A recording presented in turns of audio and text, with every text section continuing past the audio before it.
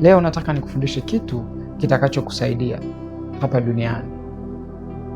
Jifunze kuwaheshimu watu, jifunze kuwapenda watu, haijalishi mapungufu yao, haijalishi maisha yao. Jifunze kuheshimu watu, kwa sababu hujui huyo mtu unayemdharau leo, kesho ni nani. Unajua, Yesu alivyokuwa akichagua wanafunzi, alikuwa akichagua watu wa kawaida sana. Alichagua watu wa kawaida sana, lakini watu waliokuwa na maisha ya ajabu sana.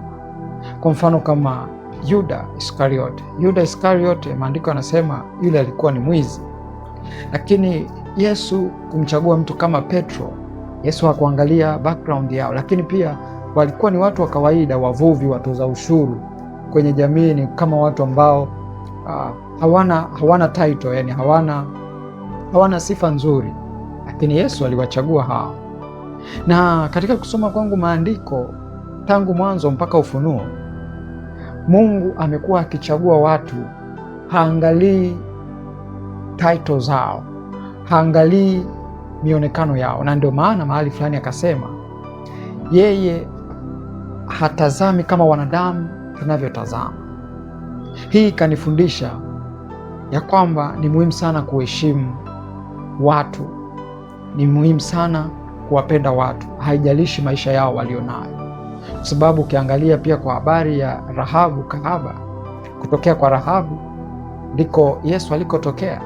Hii inatufundisha nini? Kwamba Mungu hatazami kama wanadamu tunavyotazama.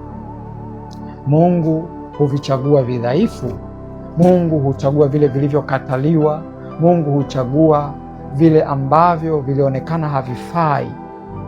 Mungu ndivyo anavichagua hivyo na kuvipa heshima na kuvifanya vionekane vya thamani.